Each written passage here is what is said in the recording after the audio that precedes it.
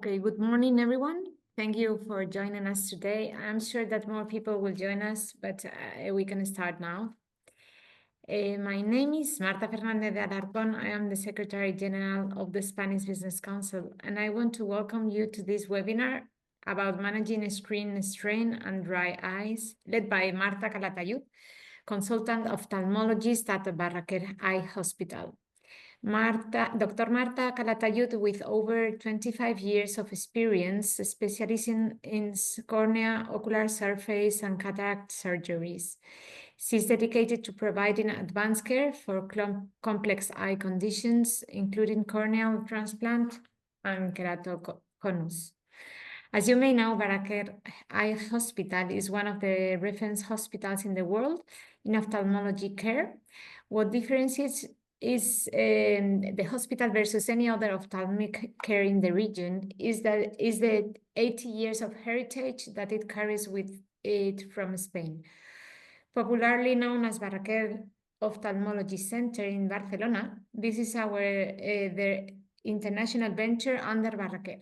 So we are very pleased to come with them in the chamber. I'm delighted to present today Dr. Marta Calatayud, our expert from the clinic. I want to say thank you for the collaboration and support, and also that we are always very pleased to have members in the chamber as you. The Spanish Business Council is an international community, and with all our members, we are creating an amazing platform to share ideas, to make networking, and to find collaborations and businesses in the UAE. So I don't want to waste your time to our speaker. Let's start. Thank you so much. At the end of the webinar, we will explore a Q&A time, okay? Thank you, Marta. Thank you, Marta. Well, I'm Dr. Marta Calatayud. As she told you, I work in Barraquer Eye Hospital from September this year, and I want to talk to you. Let me know if you can see the computer. If there is any problem, let me know. Computer vision syndrome. Well, computer vision syndrome is something that was described a long time ago in the early 2000s. It's also considered as visual fatigue or digital eye strain.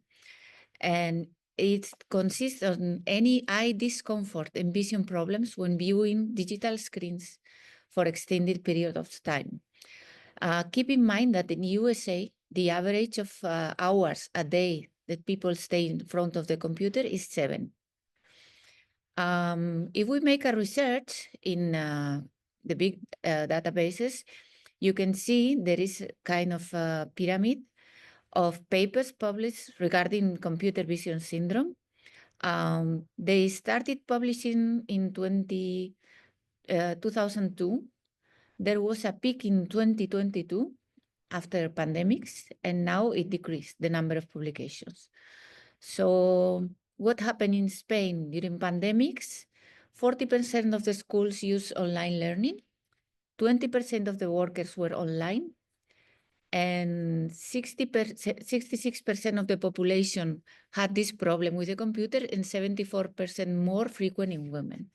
If you want to know if you have computer vision syndrome, there is a questionnaire online. You can look it on Google, and then you will answer some easy questions and you will know the final puntuation. The risk factors to have a computer vision system, the main one is personal. If there is an inappropriate eye to screen distance, the ideal should be 40 to 76 centimeters. The poor sitting position, improper viewing angle and distances. The older you are, the more risk you have to have computer vision syndrome. Some medical diseases that affect the tear production and the time you spend in front of the computer.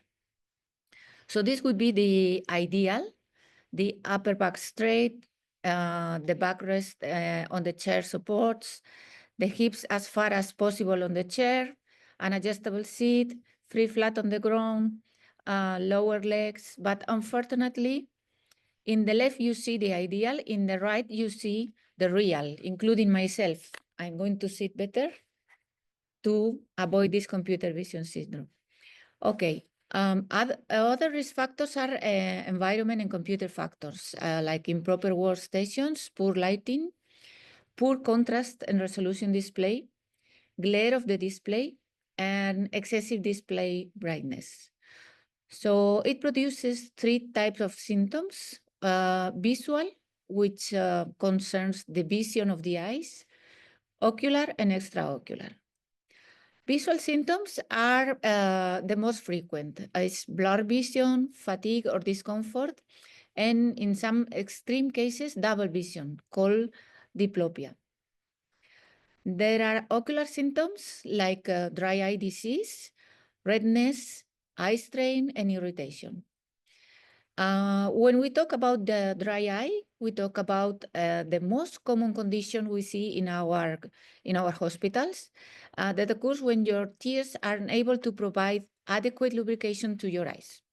So in our tear, we have 2 layers. The upper one is oil, the lower one is water, and there is another one that is not interesting for this speech. So when the oil is up, the water keeps down, and it doesn't evaporate very quickly. And we can have dry eye due to different reasons. Because there is insufficient tear production, this layer, water layer, will be insufficient. Because there is low quality and the oil layer is not good, or mixed, which is the most frequent. Another problem in people with computer vision syndrome is that the blinking rate is reduced. The normal is within 16 and 20 per minute, but in computer vision syndrome, it's 6 to 8 per minute, because you are so focused in what you are reading that you forget to blink. So we could say our eye is like a garden. We need to pour some water to keep the plants growing. And this water, the tear, comes from 2 areas. One is the lacrimal gland, which is in the upper external part of the eye. This produces the water layer. And the other one comes from the meibomian glands, which are located in the eyelids. This is the oily layer. So when you blink, we produce the effect of oil on water. The oil spreads over the water, and the plants can grow in our ocular surface. Other symptoms, extraocular symptoms, can be headache, shoulder pain, neck pain, or back pain, depending on the position you have when you are working with a computer. The most important causes in adults are laptops, tablets, phones, and e-readers. And in children, the schoolwork, video games, and text messages. And the symptoms start to appear after 3 hours using these devices. Why is it so frequent with the computers? Because when we are looking at a distance, our eyes are relaxed. But when we look at the computer continuously, the pixels do not have well-defined edges. So it's brightest at the center and diminishes in intensity towards the edges. So we need to be focusing all the time to maintain a good vision. And I just want to show you, this is the game many of our children are playing. Look at the fighter here and look at the periphery. Everything is blurry. So if you are playing this kind of games, you need to be focusing and struggling all the time. The consequences of this computer vision syndrome are occupational hazard, increased error rate, impaired visual abilities, reduced productivity, and low job satisfaction. So for the treatment of the strain, we can use different approaches. We should do a proper lighting. We can use anti-glare filters. We should be in an ergonomic position when we are using the computer, and we should make regular work breaks. We cannot reduce the time we are using devices. Maximum should be 4 to 6 hours, but in the world today, there is people working 10 to 12 hours a day in front of the computer. There is a rule called 20-20-20. Every 20 minutes, we should look away at a distance 20 feet for 20 seconds. And this will increase our blinking frequency and will reduce strain. And of course, if our eyes are dry, we can use lubricating. Artificial tears can be used as needed, but we recommend to use it preservative-free, because if our eye is dry and the artificial tear has preservatives, the concentration of preservative is increasing, and this has a toxic effect with time. So what happened in the pandemics? Because many people is asking me about it, and we still don't know. There are no systematic reviews and meta-analysis on the pool prevalence of computer vision syndrome. The pool prevalence is a measurement we use in statistics to measure a special event that happens suddenly and affects many people. The pool prevalence of computer vision syndrome was in Europe pre-COVID 66%. Same as in India, pre-COVID 64.3%. But during the lockdown, the pool prevalence increased to 87.3% in India, 90% in Europe, and in Ethiopia, 73.25%. But this is a little bit controversial because this measurement is not very reliable, and that depends on the source where we get the data. If we go to WHO, it's different from FDA. So I think it's too soon to draw any conclusion about computer vision syndrome statistics. Another topic I wanted to talk to you about is the blue filter lenses. Many patients are asking, are they useful? Should I use them to prevent any damage in my eyes from the blue light that is coming from the computer? Well, there are many experimental essays that demonstrated damage in animals exposed to LED blue light. So this is true. We can have damage with LED blue light. But the blue light related to electronic devices is much, much, much less than the one you can find on a sunny day.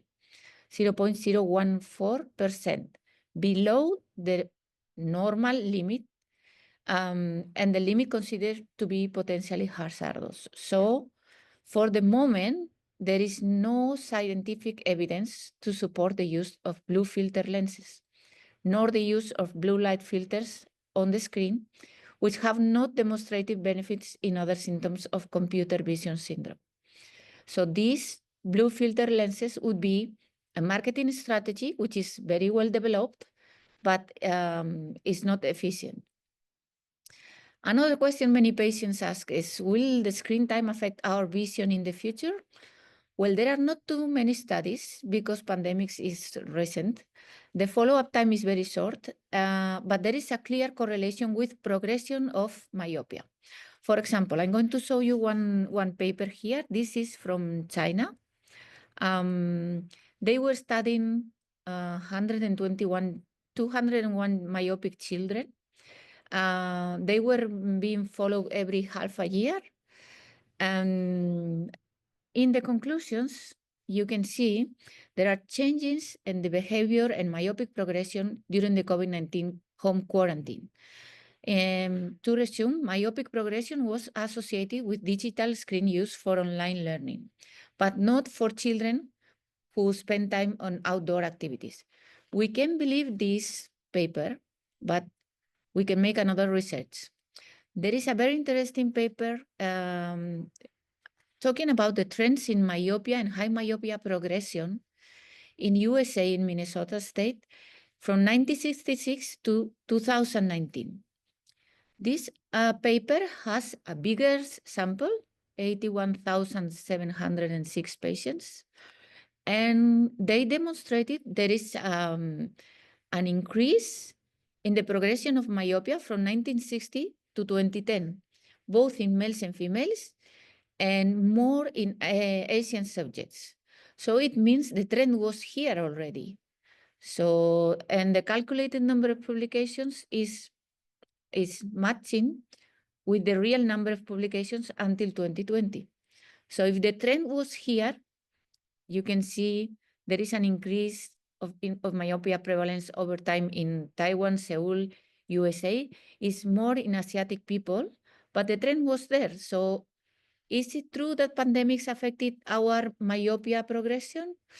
Well, I think today we cannot draw a proper conclusion because it's been so recent and there are not too many studies and many of them are a contradiction. So I think we should wait, but for sure there will be an important conclusion of how pandemics affected our vision regarding myopia, hypermetropia, and the children development. Thank you so much. I think this is all I wanted to say. If you have any questions,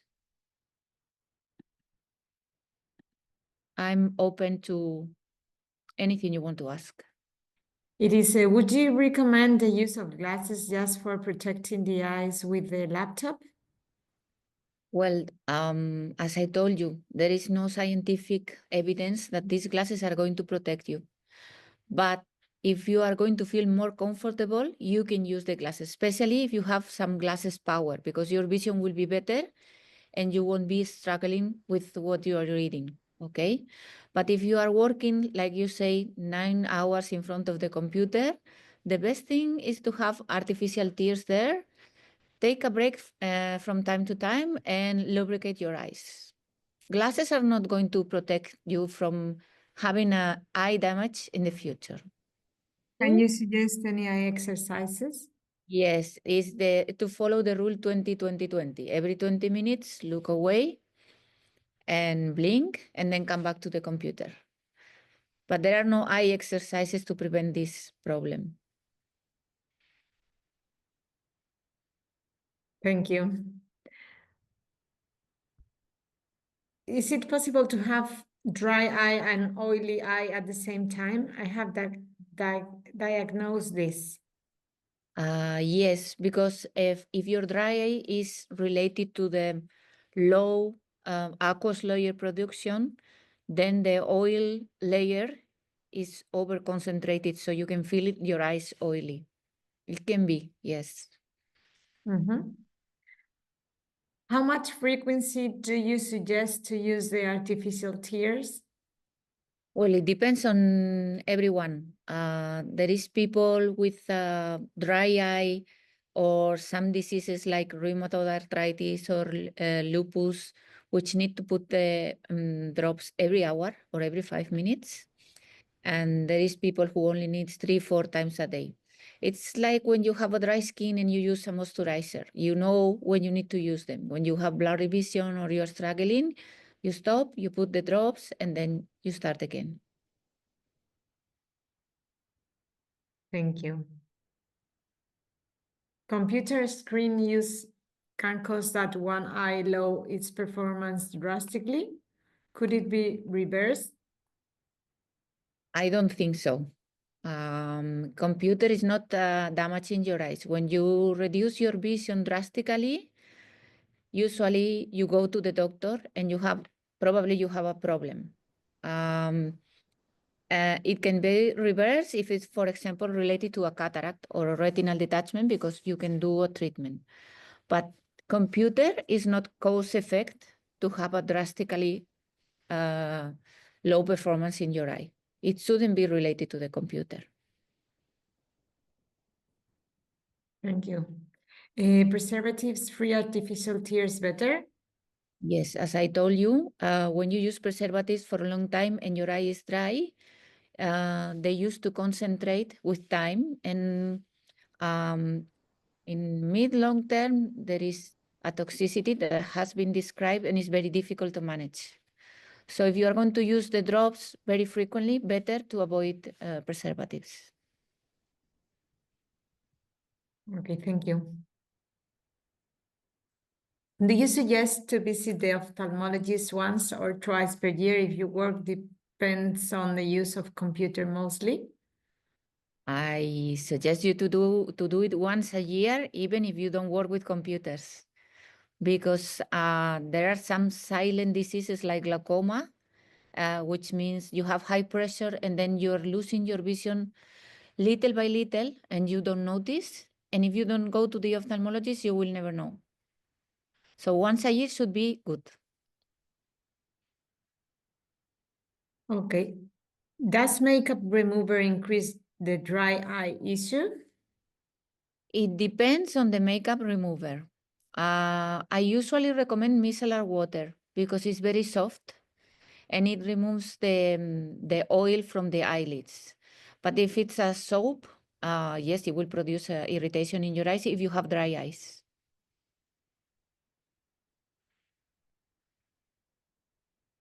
Thank you, they say. You're welcome. We should avoid using eyeliners or waterline. No, no. There is no need to avoid makeup. You can use your makeup as far as you remove it at night and you keep your eyes moisturized. Okay, so if we don't have any more questions, we can say the webinar is coming to the end. So thank you so much, Dr. Marta. Thank you. Bye. Bye.